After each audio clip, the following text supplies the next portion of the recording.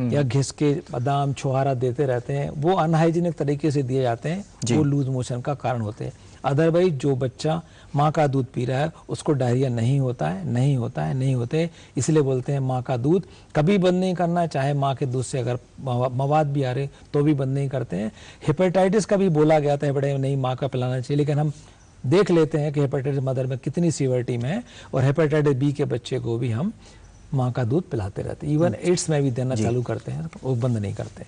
जी बिल्कुल, जो है माँ का दूध अमृत होता है, और इस दूध से जो है अपने बच्चे को बिल्कुल भी वंचित ना रखें। चाहे बच्चे को दस्त ही क्यों ना ही हो रहे हो, उल्टी ही क्यों नहीं हो रही हो, उस बच्चे को वो दूध अवश्य पिलाते रहे, खासकर यदि बच्चा 6 माह से कम उम्र का होता है। बल्कि ज़्यादा पिलाना चाहिए, जल्दी जल्दी पिलाना चाहिए। जितना ब्रेस्ट एम्प्टी होगा उतना जल्दी रिफिल होगा और बच्चे को ज़्यादा एनर्जी ड्रिंक्स मिल जाएंगे। जी बिल्कुल, जो है इस प्रकार से जो है ध्यान रखना चाहिए। डॉक्टर साहब, यहाँ हम आपसे ये भी समझना चाहेंगे कि जैसे ही बच्चे को दस्त हुए तो कुछ लोग ये देखा गया है कि जो है अपने बच्चों को खाना पीना बंद कर देते हैं कि भाई ये हो रहा है, हम बंद कर देंगे तो ये रुक जाएगा। क्या ऐसा संभव है? ऐसा कहना गलत है, क्योंकि हमारी शरीर में क्रियाएं तो सारी चल रही हैं ना, हृदय भी चल रहा है, दिमाग भी चल रहा है, सांस भी ले रहे हैं, आंतें भी चल रही हैं, तो एनर्जी कहाँ से आएगी? आपको एक तो डायरिया में एनर्जी लॉस हो रही है, सोडियम लॉस हो रहा है, पोटेशियम लॉस हो रहा है, इलेक्ट्रोलाइट लॉस हो रहा है, पानी लॉस हो रहा है, और एनर्जी लॉस हो रही है,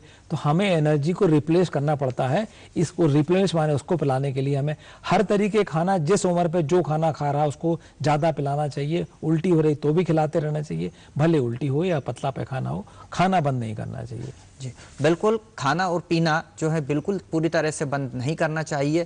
थोड़ी थोड़ी देर में जो है थोड़ा थोड़ा वो आप खाते रहिए, ताकि इस प्रकार से जो एनर्जी लॉस हो रही है उसका रिप्लेसमेंट होता रहे। डॉक्टर साहब, यहाँ एक समस्या ये भी आती है, जैसे यदि हम बात करते हैं रोकथाम की, तो हम डायरिया की रोकथाम हम किस प्रकार कर सकते हैं? डायरिया की रोकथाम का सिर्फ एक बहुत बड़ा इलाज जो अभी चल रहा है, मिशन चल रहा है, साफ सफाई स्वच्छ अभियान। हाथ धोने के तरीके जो हाथ के बताए कि आप हाथों को जब साबुन से धो रहे हैं तो पहले हाथ ऐसे धोइए, नंबर स्टेज 1 में आइए, फिर नंबर 2 स्टेज में आइए, फिर नंबर 3 स्टेज में आइए, फिर नंबर 4 स्टेज में आइए, फिर नंबर 5 स्टेज में आइए, और फिर नंबर 6 स्टेज में आइए। और हाथ को कपड़े से पोंछिए मत, उसको सुखाइए हवा में। और जब भी खाने के पहले, पानी खिलाने के पहले, माँ का दूध पिलाने पहले, माँ का अपने एक गिलास दूध पी ले, बच्चे को शांत बैठ जाए, हाथ से साफ करके खाना खिलाए। जो भी घर में बनने वाले सॉलिड पदार्थ, सेमी सॉलिड पदार्थ जो बच्चा पा सकता है, दलिया है, साबूदाना है, खीर है, खिचड़ी है, उबले हुए आलू है, केला है, पपैया है, जो भी घर में आपके अवेलेबल वो खिलाइए। कोई जरूरी नहीं है कि बाजार के डिब्बा बंद पोषण आहार खाइए, उससे कोई फायदा नहीं होता। नुकसान होता है कि 300 रुपये का एक पाव आपको खाना मिलता है, जबकि सत्तू आपको 3 रुपये में एक पाव मिल जाएगा। बिल्कुल बिल्कुल जी बिल्कुल, कई प्रकार की ऐसी छोटी छोटी बातें जो बताई हैं, जिनका कि हम पालन करके जो है डायरिया जैसी समस्याओं से बच सकते हैं। डॉक्टर साहब, एक समस्या ये भी आती है, जैसे ही डायरिया की बात आती है तो जैसा कि आपने बताया हाथ धोना है, किस प्रकार से हाथ धोना ये भी आपने बता दिया। कब कब हाथ धोना है? जब भी कोई फीडिंग कर रहे हैं बच्चे के साथ, उसमें समय हाथ धोना जरूरी है, क्योंकि हाथ धोने से ही हम 80% बीमारियों को रोक सकते हैं। जो प्रिवेंटेबल डिसीजेस हैं, अनहाइजीनिक कंडीशन से होती हैं, वहीं पार्टी कर दिया, वहीं टॉयलेट कर दिया, और उसी हाथ से धो लिया, बच्चे की पॉटी साफ कर दी, और बगैर हाथ धोए उसको खाना खिला दिया। सबसे नुकसान इसी में होता है। एक चीज हम भूल रहे हैं, गर्मी के दिनों में जो समर डायरिया जो होता है वो एक तरीके का लू होता है। उसको समर फ्लू भी बोल सकते हैं हम। विंटर में विंटर फ्लू बोलते हैं, समर में समर फ्लू बोलते हैं। उसका बेसिक कारण है हम 11 बजे से लेके 3 बजे तक के बीच में बच्चों को धूप में मत निकालें। उनका जो तापमान नियंत्रक गति दिमाग के अंदर होती है वो थोड़ी सी डेवलप नहीं हो पाती है, और उनका तापमान अगर बाहर का 40 डिग्री से ऊपर टेम्परेचर हुआ तो खून थक्का बन जाता है, झटके आ जाते हैं, मिर्गी आ जाती है, गिर पड़ते हैं, बेहोश हो जाते हैं, टिश्यू हमारे जो है वो सॉलिडिफाई हो जाते हैं। तो ध्यान रखना पड़ता है कि समर के दिनों में बच्चे को कपड़े ढक के निकलें, 11 बजे से 3 बजे तक ना निकलें, पानी पी के बच्चे को निकालें, और सिंगल पतले हल्के कपड़े पहनाएं, गहरे कपड़े काले कपड़े ना पहनाएं, हल्के रंग के कपड़े पहनाएं, ढीले कपड़े पहनाएं, तो हमारे बच्चे को लू भी नहीं लगेगी। और लू से जो डायरिया होता है पानी की मात्रा ज़्यादा निकल जाती है, उससे हमें नुकसान होता है। इसलिए बच्चे को घर से निकलते समय पानी पिलाएं, रास्ते में पानी पिलाएं, लौट के पानी पिलाएं। आप अपना साफ उबाला हुआ घर का पानी लेके जाएं, वो उससे अच्छा कोई पानी नहीं होता है।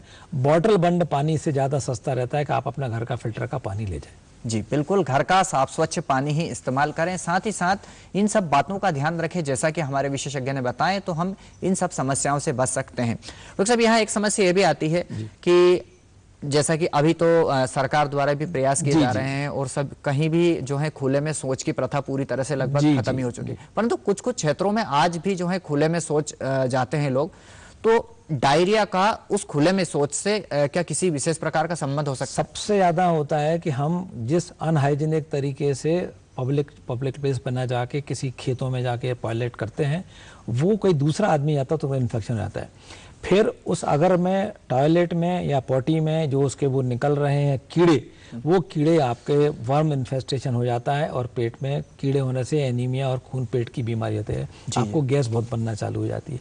और वही अगर आपने वो पानी, अगर बरसात के दिनों वो पानी जाके नदी में, तालाब में, जहाँ भी ड्रेनेज एरिया में जा रहा है, वो सारी गंदगी वहाँ फैलाएगा और हैजासरी की बीमारी जो होती है, गैस्ट्रोएंटेरिटिस जिसको बोलते हैं समर में, वो ज़्यादा बीमारी होती है। साथ में पीलिया भी बहुत ज़्यादा हो जाता है। बिल्कुल, हमें इन चीज़ों को रोकना है तो हमें शौच के तरीकों को बदलना पड़ेगा, हाथ को साफ सफाई से धोने का तरीका बदलना पड़ेगा, तो 80% जो रोग से बीमारियां हो रही हैं वो बच जाएंगी और हमारा जो टीकाकरण हो रहा है उससे हमारी वैक्सीन प्रिवेंटेबल डिसीज उससे बच जाएंगी। जी जी, रोटा वायरस नाम की एक वैक्सीन अभी सरकार ने चालू की है, हर जिले अस्पताल में फ्री मिल रही है, उसकी 5 बूंद पिलाई जाती है। जी जी सर, बिल्कुल 4, 6, 10 और 14 वीक्स पे पिलाई जाती है। जी, इससे हम एक वायरस होता है रोटा वायरस जो बच्चों में डायरिया करता है, उसको भी रोकने की व्यवस्था सरकार ने, शासन ने की हुई है।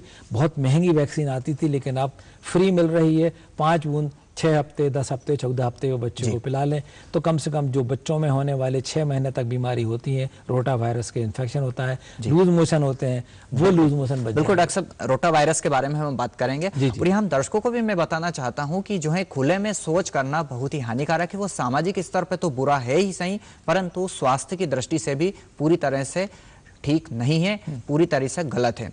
और दर्शकों, यहाँ मैं आपसे ये भी बताना चाहूँगा कि कुछ बच्चे अक्सर ऐसे आपने देखे होंगे जो खाना खाने के तुरंत बाद मोशन के लिए जाते हैं और बार बार जो है वो शौच के लिए जाते हैं। आखिर ऐसा क्यों होता है, समझेंगे इस छोटे से विराम के बाद।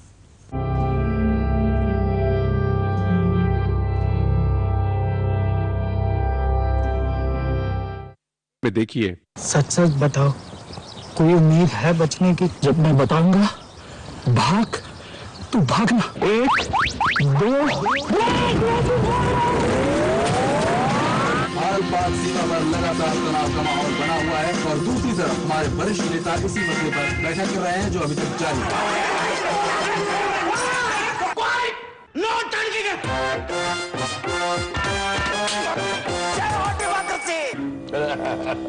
सिर्फ डीडी नेशनल पर, देश का अपना चैनल। इसको विराम के बाद पुनः आपका स्वागत है। यह कार्यक्रम आपका स्वास्थ्य, और आज हमारी चर्चा का विषय है डायरिया, कारण, लक्षण और उपचार। और आज के हमारे विशेषज्ञ हैं डॉक्टर AK चौधरी जी। डॉक्टर साहब, विराम पे जाने से पहले जो है मैं दर्शकों के लिए एक सवाल छोड़ गया। कुछ बच्चे हमारे परिवार में, समाज में इस प्रकार के रहते हैं जो कि खाना खाया और तुरंत शौच के लिए जाते हैं। जी, या फिर कुछ बच्चे ऐसे रहते हैं कि उन्होंने खाना खाया तो 3-4 बार क्रमशः वो जो है शौच के लिए जाते हैं। ऐसा क्यों होता है? इसको बोलते हैं, बच्चों में एक रिफ्लेक्स होता है, उसको बोलते हैं गैस्ट्रोकोलिक रिफ्लेक्स। माने कुछ मुंह में, पेट में गई, आंतें चली और पॉटी हो गई। ये नॉर्मल रिफ्लेक्स होता है, लेकिन माताएं कहती साहब ये बार बार इलाज कर रहा है, इसकी कोई दवाई कर दीजिए। इस नॉर्मल रिफ्लेक्स है, अपनी उम्र के साथ जैसे बच्चा 1 साल की उम्र पे आएगा ये रिफ्लेक्स खत्म हो जाएगा। और फिर ये कई बार ये मोशन अटेंशन सीकिंग डिवाइस भी होते हैं। बिल्कुल, कि अगर हम कई बार मोशन जाएंगे तो माँ मेरी ज्यादा केयर करेगी, या मेरी डिमांड पूरी करेगी, तो अटेंशन सीकिंग डिवाइस को हमें छोड़ना पड़ता है। अगर मोशन में खून नहीं आ रहा है, बुखार नहीं हो रहा है, बच्चा चढ़चढ़ा नहीं है, बच्चा कंफ्यूज नहीं है, सुस्त नहीं हो रहा है, ग्रोथ अगर वजन बढ़ता जा रहा है, तो हमें उसमें कोई डरने की बात नहीं होती। इसलिए सोचना मतलब कहीं ना कहीं बच्चों को इस तरह से लगने लगता है कि मैं खाऊंगा तो जाऊंगा। जी बिल्कुल जी, वो डरा भी देते हैं। बड़ों में एक बीमारी जरूर होती है कि उसको बोलते हैं इरिटेबल बाउल सिंड्रोम। बिल्कुल, माने दिमाग ज्यादा सोचता है इसलिए मोशन होता है। बिल्कुल, इंटेस्टाइन वीप आते हैं रोती हैं क्योंकि आप आंखों से नहीं रो पा रहे हैं। बिल्कुल, बिल्कुल, आंखों से नहीं रो पा रहे इसलिए आंतें रोती है। इसको बोलते हैं इरिटेबल बाउल सिंड्रोम। हमने अपनी गुस्सा को निकालने के लिए आंख से नहीं रो पाए इसलिए हमारी इंटेस्टाइन ने, हमारे सिस्टम ने टॉयलेट के माध्यम से निकाल दी। ये भी हमारी साइकोलॉजिकल प्रॉब्लम होती है एडल्ट्स में। हम अपनी बातों को जब तक आपस में नेगोशिएट नहीं करेंगे तब तक ये बीमारी ठीक नहीं होती, चाहे कितना इलाज कर लें। बिल्कुल, कहीं ना कहीं जो दस्त है या डायरिया है उसका संबंध मानसिक समस्याओं से भी होता है, हमारे विशेषज्ञ ने बताया। डॉक्टर साहब, यहाँ जैसा कि आपने रोटा वायरस के बारे में बताया, क्या हर होने वाला दस्त रोटा वायरस से संबंधित ही होता है? नहीं। रोटा वायरस से जो बताया गया टोटल वायरसेस में रोटा वायरस एक भी एंटिटी है जो 6 महीने से छोटे बच्चों को हो जाती है। बिल्कुल, ठंड में ज्यादा होती है। उसको रोकने के लिए इंटेस्टाइन में हम रोटा वायरस का अगेंस्ट में एक वैक्सीन डाल देते हैं। 5 बूंद पिलाना है 6 हफ्ते, 10 हफ्ते, 14 हफ्ते पे। जी जी। जैसे पोलियो, मुंह से पोलियो की दवाई पिलाते हैं ऐसे ही रोटा वायरस की दवाई पिला देते हैं। दोनों के रंग सेम होते हैं, लाल रंग के होते हैं। जी जी जी। हम पोलियो की 2 बूंद पिलाते हैं, इसकी हम 5 बूंद पिलाते हैं। बिल्कुल, वो दोनों मुंह से पिलाते हैं। एक सेफ्टी प्रिकॉशन मध्य प्रदेश शासन या गवर्नमेंट ऑफ इंडिया ने ली है कि सारी ये वैक्सीन जी क्यों नहीं उपलब्ध करा दे। कुछ परसेंटेज में डायरिया तो हमारा बचेगा, नवजात शिशु की मृत्यु दर तो बचेगी। बिल्कुल, बिल्कुल। मदर को फीड भी कर रहे हैं, रोटा वायरस इन्फेक्शन हो गया है तो हम कम से कम रोटा वायरस को तो रोक सकते हैं, जो रोक सकते हैं। इसलिए प्रिवेंटेबल वैक्सीन जितनी लगाएंगे हैं बीमारियों को प्रिवेंशन के लिए लगाएंगे। जी बिल्कुल। और यहाँ एक समस्या ये भी आती है, जैसे कि आपने बताया कि रोटा वायरस के कई प्रकार, हमारे जो दर्शक ऐसे हैं जिन्होंने ये पहली बार ही सुना हुआ, यदि वो रोटा वायरस के बारे में जानकारी लेना चाहें या फिर उसका जो ड्रॉप अपने बच्चों को पिलाना चाहें तो किससे और कहाँ संपर्क करें? सभी शासकीय अस्पतालों में, सभी प्राइवेट अस्पतालों में शासन द्वारा ये रोटा वायरस की वैक्सीन फ्री प्रदाय की गई है। और ये बहुत महंगी वैक्सीन पहले आया करती थी 1200-1500 रुपए की, अब शासन फ्री दे रही है तो उसका इस्तेमाल तो करना ही चाहिए अपने नवजात शिशु को रोटा वायरस रोकने के लिए। पिलाना तो है, कोई बुखार भी नहीं आता, कोई कंट्राइंडिकेशन भी नहीं है। 6 हफ्ते पे जाइए, 10 पे जाइए, 14 पे जाइए। जी जी बिल्कुल। यहाँ हम दर्शकों को भी बताना चाहेंगे कि रोटा वायरस दस्त के लिए जिम्मेदार एक वायरस होता है जो कि हमारे देश या प्रदेश के कुछ कुछ क्षेत्रों में ये पाया जाता है। यदि बच्चों को बार बार दस्त हो रहे हैं, इलाज कराने के तुरंत बाद फिर दस्त हो रहे हैं तो कहीं ना कहीं ये रोटा वायरस हो सकता है। इस बारे में अपने चिकित्सक से बात करें और साथ ही साथ इसके वैक्सीन भी उपलब्ध है जैसा कि हमारे विशेषज्ञ ने बताया। डॉक्टर साहब, एक समस्या ये भी आती है कि जब भी दस्त हुए तो लोग उसे एक आम समस्या समझते हैं कि भाई ये दस्त है और हम मेडिकल से कहीं से भी स्वयं द्वारा चिकित्सा कर लेते हैं, तो ऑन द काउंटर जिसे कहा जाता है, तो ये कहाँ तक सही है? नहीं। कई बार क्या करते हैं, एक दवाई आती है लोपेरामाइड करके, दस्त की दवाई दे दो जी, उन्हें आपको एक दवाई दे दी लोपेरामाइड। बिल्कुल, माने हमें अपनी आंतों में बाहर से बाहर निकालने की गंदगी क्षमता को रोक दे रहे हैं। बिल्कुल, माने वो जितना टॉक्सिन मटेरियल है वो हमारी आंतों में ही हमारे शरीर में भरा हुआ है। माने उसके टॉक्सिन्स फिर एब्जॉर्ब होकर आपको और नुकसान पहुंचाएंगे। और रोटा वायरस के जो लोपेरामाइड दवाई देते हैं वो नहीं देना चाहिए, क्योंकि हमारी इंटेस्टाइन को तो चलने देना है जी, उसको रोकना थोड़ी। जितनी गंदगी निकल रही है उसको निकल जान दीजिए। लोपेरामाइड देके आप आंतों को रोक दी चलना। माने आपको बाहर तो नहीं दिख रहा है गंदगी निकल रही, पर हमारा बच्चा बढ़िया टाइट लैट्रिन कर रहा है, लेकिन जितने टॉक्सिन्स हैं वो शरीर में रिसर्कुलेट होकर और नुकसान कर रहे हैं, वो आपको ज्यादा तकलीफ देते हैं। इसलिए ऑन दी काउंटर दवाई कभी नहीं लेना चाहिए।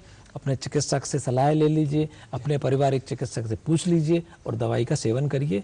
कभी ऑन काउंटर दवाई नहीं लेना चाहिए, वो नुकसानदायक ज़्यादा होती है कि उनको इतना फार्माकोलॉजी वाले तो है नहीं कि वो दवाई आपको ठीक से देख के बता सकें। बिल्कुल बिल्कुल। यहाँ मैं उन सभी माताओं और बहनों को भी ये बताना चाहूँगा कि जो आप एक छोटी सी गोली देते हैं और जिसके लेने के तुरंत बाद आपके बच्चे के दस्त तुरंत रुक जाते हैं और आपको लगता है कि ये फ़ायदा होगा है, तो ये कहीं ना कहीं एक बड़े नुकसान की ओर आप आगे बढ़ रहे हैं।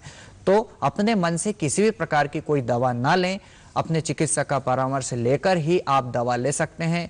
डायरिया में केवल और केवल आप अपने मन से ORS का इस्तेमाल कर सकते हैं, तो इस प्रकार की गलती ना करें और अपने बच्चों को डायरिया से बचाएं। दर्शकों, यहाँ एक समस्या ये भी आती है कि हमारे घर में यदि बड़ा बच्चा है और एक छोटा बच्चा है और छोटे बच्चों को तकलीफ हुई तो हमने बड़े बच्चे की दवा आधे डोज में छोटे बच्चों को दे दी, या बड़े बच्चे को तकलीफ है तो छोटे बच्चे की दवा डबल डोज में बड़े बच्चे को दे दी। ऐसा करना चाहिए, नहीं करना चाहिए, समझेंगे इस छोटे से विराम के बाद।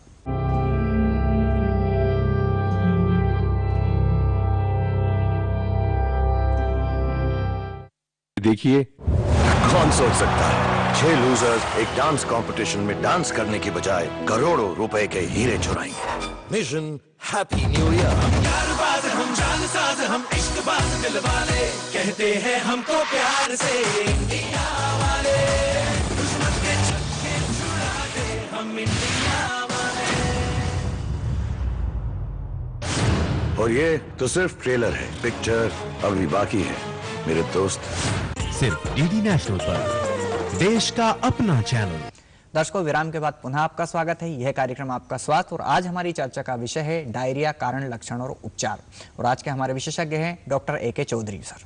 डॉक्टर साहब, जैसा कि हमारे सामाजिक स्तर पर भी ये देखा गया है कि बड़े बच्चे को बुखार आया तो छोटे बच्चे को उसके आधे डोज में दवा दे दी, या छोटे बच्चे की दवा बड़े बच्चे को डबल डोज में दे दी।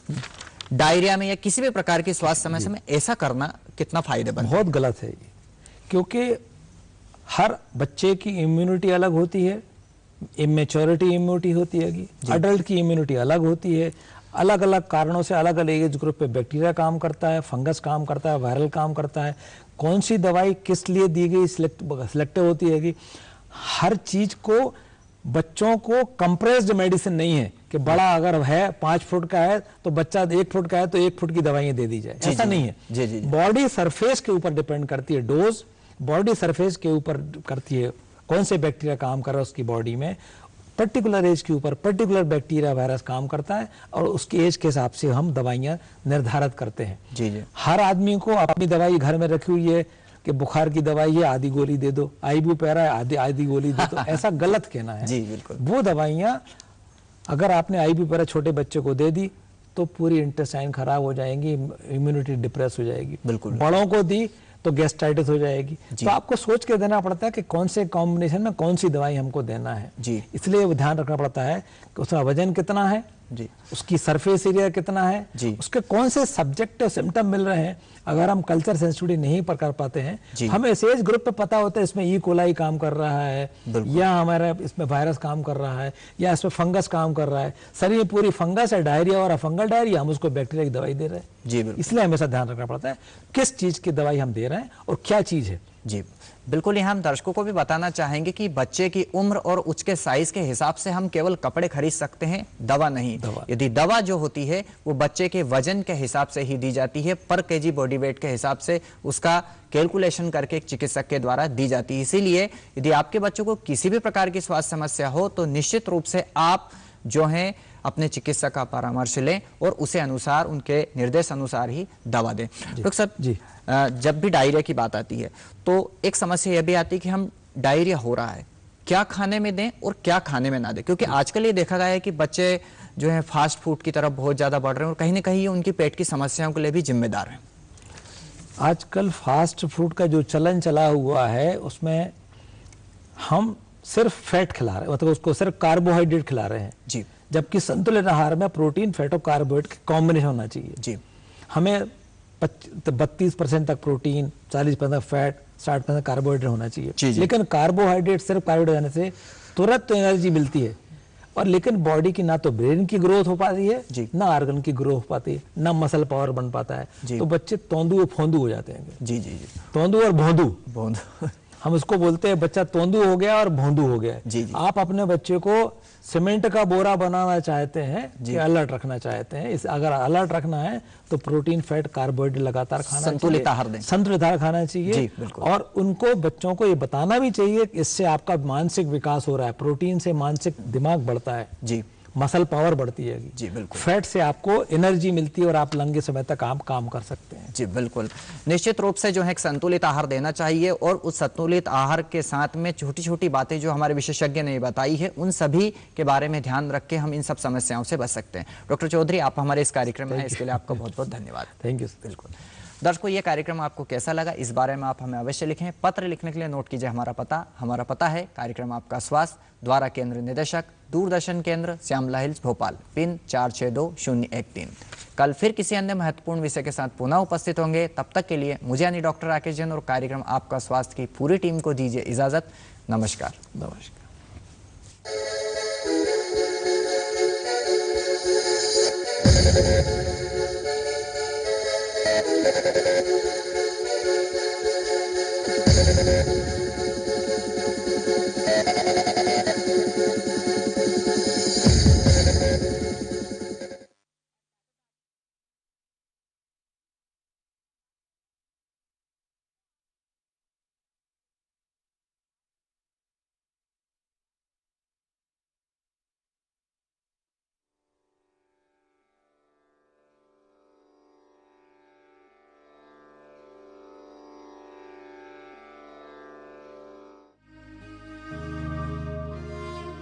क्या बात है राशिद, फर्स्ट डिवीजन में पोस्ट ग्रेजुएशन करने के बाद भी तुम उदास हो? लेकिन सर वो सोच रहे होगे कि खर्चा कहाँ से आएगा? हाँ, चिंता मत करो, क्योंकि अब तुम्हारे साथ है Maulana Azad national fellowship. Fellowship हमारे लिए सर?